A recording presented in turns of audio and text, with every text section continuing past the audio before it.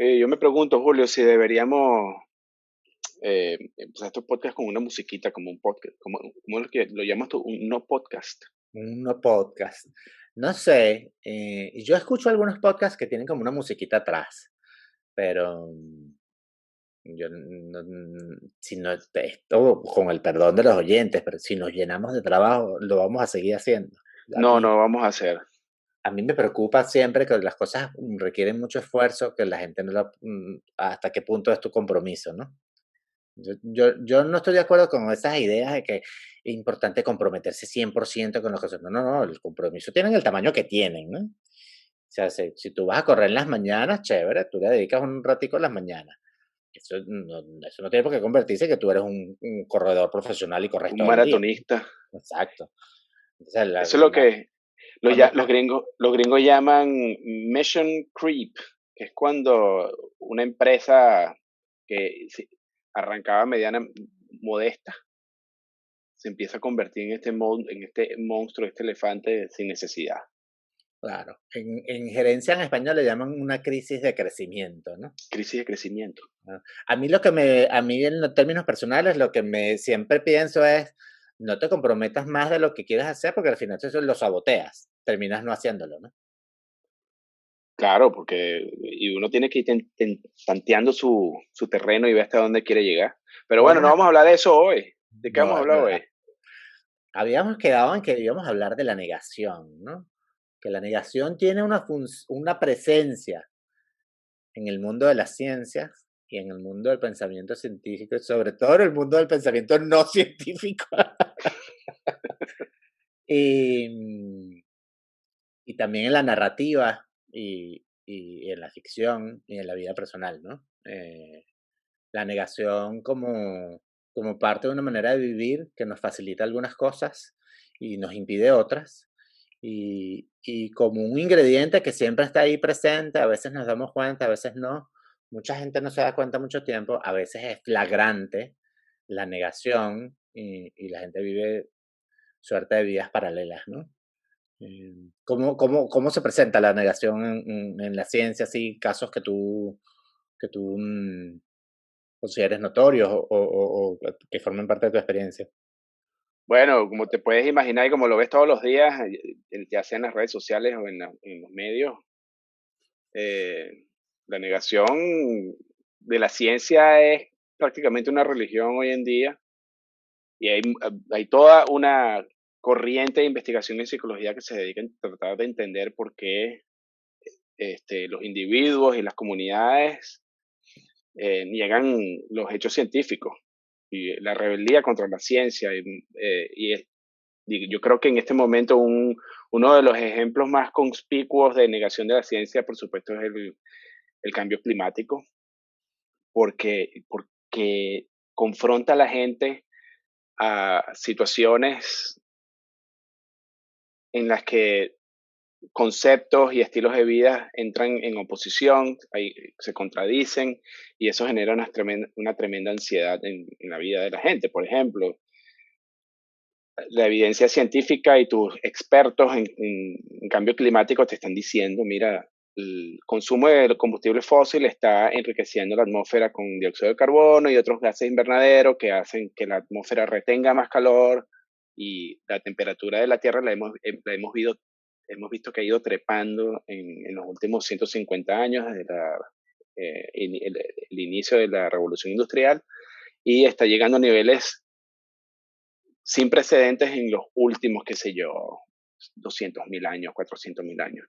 ¿Por qué tú crees que la gente tiende a tratar puede tender a pensar, a tratar de pensar que eso no es así, que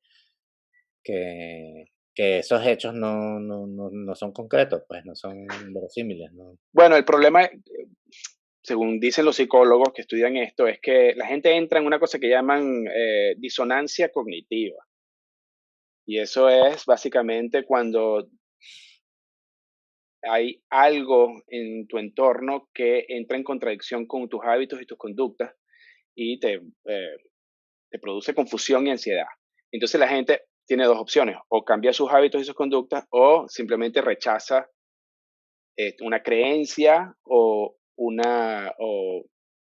convencerse de que la evidencia a la que está siendo expuesto no es verdad. Y ocurre con mucha frecuencia que la gente simplemente rechaza la evidencia científica porque es más fácil que cambiar tus hábitos y cambiar tus conductas, ¿no? Este autor, ¿sabes? Malcolm Gladwell, el que hizo The Tipping Point. Sí, claro. Él hizo una investigación y él dice que después que tú creíste algo, el 90% de la gente no dudará de que ese algo no es verdad, aún confrontados al menos una vez con índices de que no es verdad. O sea, que después a ti, que es más difícil creer que algo es mentira, luego que ya creíste lo opuesto, mucho más difícil, pues 90% más difícil que dudar. ¿No? Y sobre todo cuando tú perteneces a un grupo de personas o una comunidad que piensa igual que tú. Ujú, Tú vives en una comunidad rural de los Estados Unidos o en Mongolia y tú y todos tus, digamos, vecinos están, digamos, alineados en una manera de pensar frente a algún problema y si tú confrontas a, ese grupo, a un individuo de ese grupo de personas a una evidencia científica que está en oposición con lo que ellos creen, la respuesta inmediata va a ser rechazar esa idea porque están apoyados en todo este otro grupo de personas. Y eso les da, aparte de que mitiga el efecto de la ansiedad que se genera de la disonancia cognitiva, te, te conforta el hecho de que tú perteneces a una comunidad que piensa como tú. Eso da, digamos, ese boost adicional de confianza y de bienestar, de sensación de ujú, bienestar dentro de ese grupo, ¿no? ujú. Fíjate, que Eh, ayer vi una discusión en Twitter que enseguida que la vi dije, mañana la tengo que mencionar. eh, mm, que, bueno, en primer lugar, lo que es realmente preocupante en el mundo que nos estamos convirtiendo, pero no puede dejar de darme gracia, ¿no? La discusión era entre un integrante del grupo de que la Tierra es plana y un trompista, ¿no? Un trompista que sostiene que Trump sigue al mando, que son los militares los que están mandando, que lo que está pasando en Washington es una fachada, que todo el mundo sabe por dentro de las instituciones que en los votos Trump ganó y que todo se está preparando para que Trump gane, digamos, gobierne desde otra ciudad además, que no va a ser Washington, ¿no? Eh, y, y a quien le refuta a ese individuo es un integrante del movimiento de que la Tierra es plana, que le dice que abra los ojos y que investigue. mira, Es, pero ¿a quién estás siguiendo tú en Twitter, Julio? increíble. No, no, me he metido porque claro, porque estamos en presencia de individuos que yo no sé, quizás por las redes sociales o los momentos extremos que estamos viviendo, pues, o sea, nosotros en nuestra experiencia venezolana vivimos como la locura del chavismo, que es una cosa muy bárbara, muy eufórica, y tenía sus cosas estrafalarias, pero pintorescas, y de alguna manera sus códigos estéticos se parecían a lo que uno conocía, ¿no? El llano, los militares, la barbarie, o sea, de repente fue como el fulgor pseudocomunista de puros bobos el uruguayo en el siglo XX y XXI, ¿no? Entonces son como cosas que para uno, aunque estaban completamente fuera de lugar, estéticamente eran comprensibles, ¿no? Pero o sea, era para mí poco predecible pensar que en el año 2021 del siglo XXI uno iba a ver con tan masificado este tipo de individuos que de repente uno tenía como por allá, que era una especie como allá por los nazis o los fascistas, ¿no? O los bolcheviques, ¿no? Gente fanatizada, ¿sabes? Esta cosa como de 1984, uno decía, bueno, por supuesto que hay unos grupúsculos, y uno se imaginaba como el Ku Klux Klan, ¿no? Allá metidos en un pueblito, ¿no? Pero de pronto estos son unos tipos que son muchos, están orgullosos de quiénes son y salen a la vista y están, yo creo que se han multiplicado Entonces, bueno, yo me he ido acercando porque la verdad me llama mucho la atención la manera de percibir el mundo de esta gente, ¿no? Entonces, Claro, bueno, pero es que no hay nada mejor que cuando piensas que estás solito, darte cuenta de que no estás solito porque te estás encontrando con este montón de locos que piensan como tú.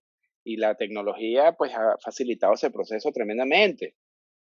Ahora, mira toda esta horda de venezolanos que adoran a Trump, que publican estas eh, tesis conspirativas de lo que va a pasar en los Estados Unidos y se están hablando entre ellos y se vuelven unas cámaras de eco que son de un tamaño impresionante, ¿no? bueno, Yo no sabía que habían tantos. claro, el problema de la negación es que cuando tú niegas parte de la realidad, escoges escoger la que tú quieras, ¿no? Entonces, cuando tú tienes el poder de escoger la que tú quieras, pues la verdad es que las verdades son infinitas de posibilidades y no importa que se contradigan entre sí. Porque si ya tú de plano decidiste negar parte de la realidad para escoger cómo es que tú, bueno, ¿qué importa que ellas no sean coherentes, no? O sea, y eso que tú hablabas de la seguridad de estar en los grupos, que es un poco lo que quería decir con la discusión en Twitter, es, imagínate una persona que tiene seguridad de que lo que estamos viviendo en Estados Unidos no es lo que está pasando, sino una cosa que él tiene en su cabeza, ¿no? Que es un submundo paralelo político y tal. Otro que contra toda evidencia científica lo convence de que sea científico, que él, que cree que la Tierra es plana, le está diciendo que, que, que Trump perdió. Que abran los Entonces, ojos. claro, entonces, bueno, lo que tú dices, ¿no? O sea, cada uno de ellos pertenece a ese grupo y ese grupo le da esa seguridad, ¿no? Bueno, yo creo que tú entre lo que estás diciendo estás hablando del sesgo de confirmación y es básicamente esa escogencia de hechos de la realidad, ya sean incluso hechos científicos que confirman que que el modelo de realidad que tú te has construido es verdad. Sí. Ahora, fíjate, tú al principio dijiste algo que yo creo que es muy importante, ¿no? Que es que eso ocurre cuando hay disonancia cognitiva y esa disonancia cognitiva pone en juego tus hábitos, ¿no? Pero yo creo que aquí pasa algo mayor en el caso de Trump. Ayer estuve escribiendo de eso, hoy debe estar publicado en Yahoo, que es que es que eso parece ocurrir mucho cuando hay líderes narcisistas en lo político, ¿no?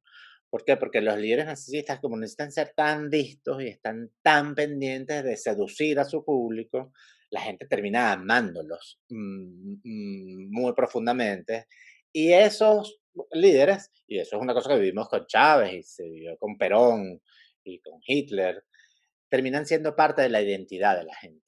Entonces, sacrificar tu identidad sí es muy difícil, va mucho más allá de que tú tengas o no pensamiento científico. Nadie quiere cortarse un brazo, pues que es a lo que equivale renegar de parte de tu identidad. Comprometer tu identidad, ciertamente. Exactamente. Y una de las cosas que más confunde a, yo diría, a muchos de mis colegas en este rollo de la negación de la ciencia es, wow, yo me siento a hablar con mi familia que no creen en el cambio climático, piensan que algunos hechos científicos no son reales y a mí me cuesta un montón convencerlos de que están equivocados. Y yo le digo, bueno, porque esto no es una cosa que tú puedas resolver de manera individual. Y tal vez la manera de enfrentar a tu familia para que los convenzas del cambio climático no es la más apropiada, porque te estás parando desde el punto de vista de un profesor que le está diciendo a un alumno, mira, tú estás equivocado, yo tengo la verdad, y en realidad no es un diálogo.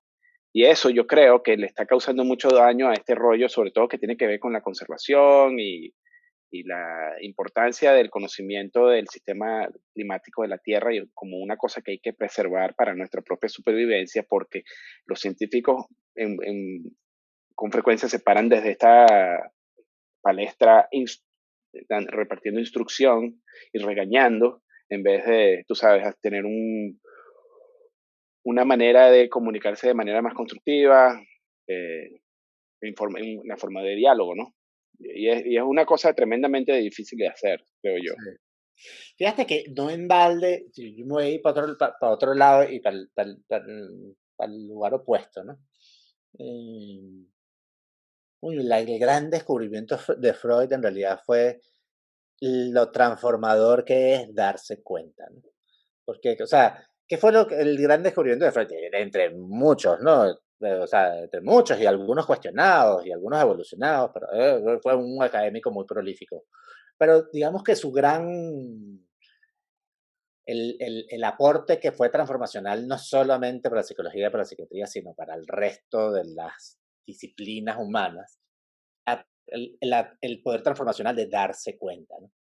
De el momento que tú te das cuenta de que algo ocurrió por algo que tú no sabías o que algo no era como tú pensabas, en ese momento tú lo deconstruyes y eso hace que la base sobre la cual tus creencias estaban marchando, y en el caso de lo freudiano, digamos, tu creencia sobre ti, sobre el mundo, de lo que tú crees que mereces, de lo que crees que merecen los demás, de lo que crees por qué te castigaron, o por qué tienes placer, o por qué no, o por qué debes ser disciplinado o no ser disciplinado, o qué debes esperar o no esperar de lo que los demás, o si tienes que esperar a alguien, si tienes amor propio o no. Todo tiene que ver con darse cuenta cómo lo aprendiste y en lo que te diste cuenta cómo lo aprendiste, tienes la capacidad de decidir cómo lo quieres ordenar, ¿no? Pero darse cuenta implica poner la conciencia sobre la inconsciencia. Es decir, poner afuera y a la luz, desarmar lo que tú tienes como verdad y volverlo a armar de acuerdo a lo que es verdad, que es distinto a lo que tú tienes como verdad. Claro, pero eso requiere de una voluntad enorme porque en ese proceso tú estás, como dijiste antes, comprometiendo tu identidad y estás comprometiendo la seguridad que te da el grupo. Y eso, Totalmente.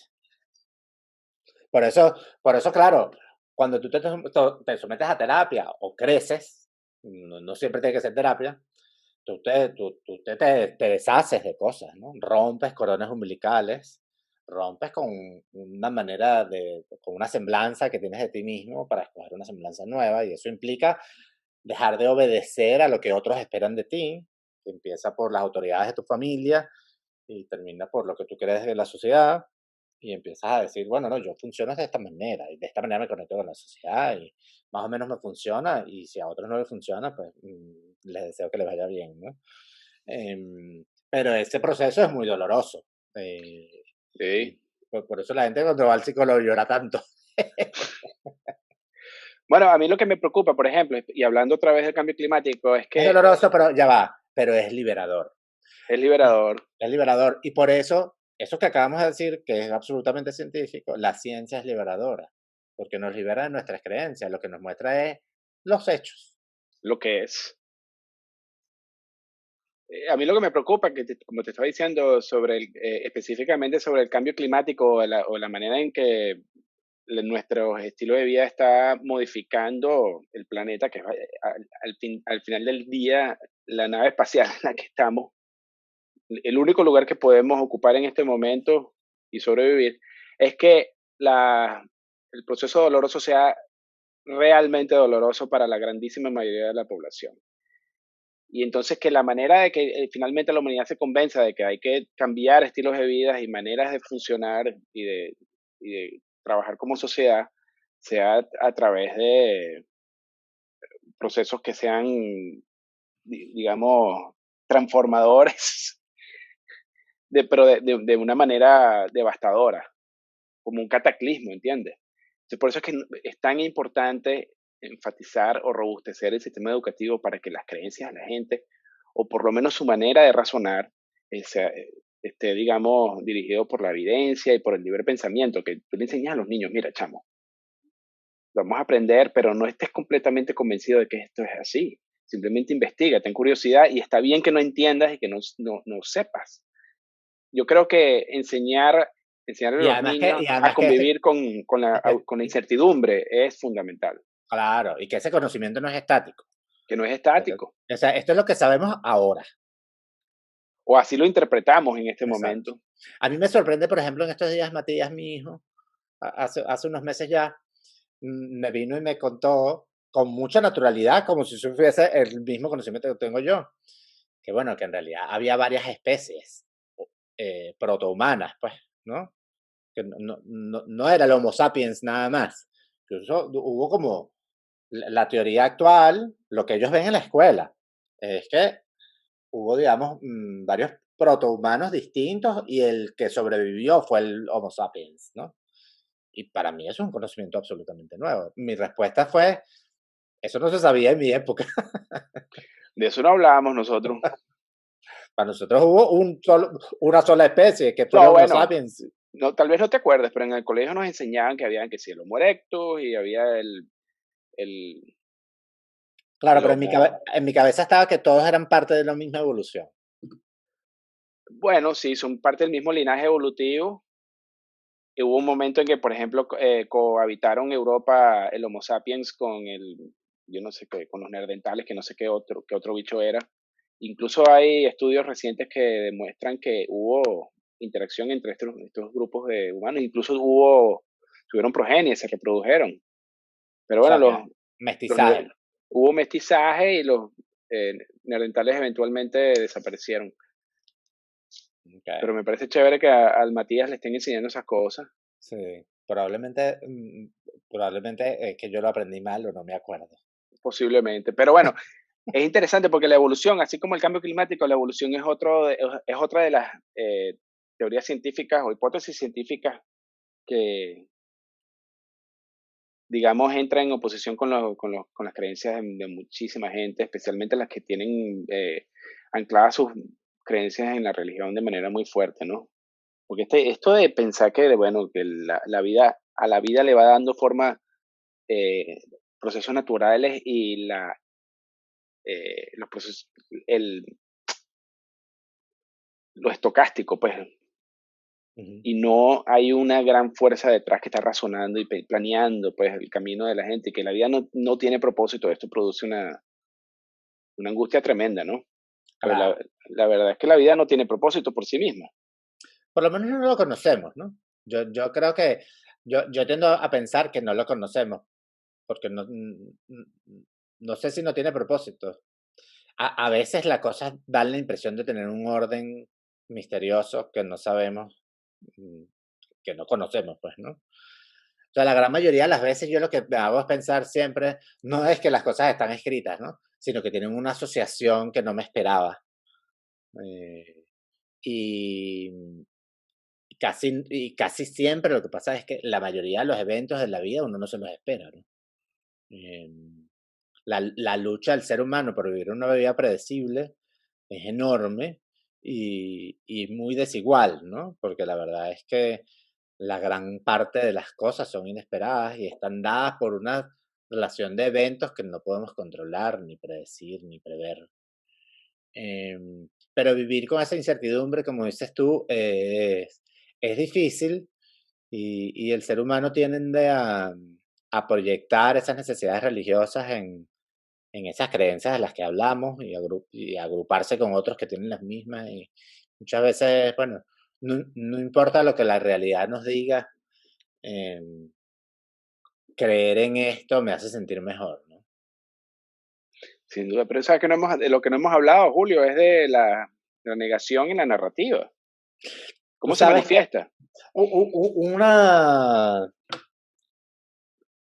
Hay dos maneras muy importantes en que se manifiesta, ¿no? Una es simplemente la ignorancia, ¿no? Nuestro protagonista no sabe la razón de los sucesos que lo circundan, ¿no?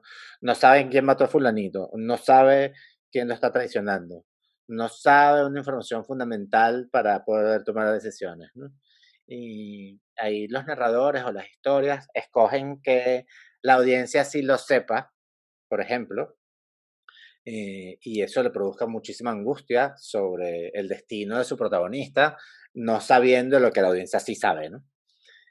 Por una parte. Y por otra parte, también está cuando otro personaje sabe unas cosas que ni la audiencia ni el protagonista sabe y cuando se revelen van a ser importantes para todos, ¿no? En esos casos, la información que maneja el protagonista de la audiencia tiene que ser muy coherente como para que tú no sientas que te falta esa información, porque si no, tú como audiencia vas a sentir que te están escondiendo una información gratuitamente y eso tiende a aburrir, ¿no? Como espectador, por una parte. Y por otra parte, también es importante que esa información ignorada o que no esté, no sea gratuita, ¿no? O sea, no sea como que, bueno, no la sabía porque no la sabía, porque se te hace, pierdes eso que llaman el agreement de disbelief que hace el espectador con la ficción, pues de creerse las cosas, ¿no? Eso es como con la ignorancia y de lo que hablábamos del darse cuenta, ¿no?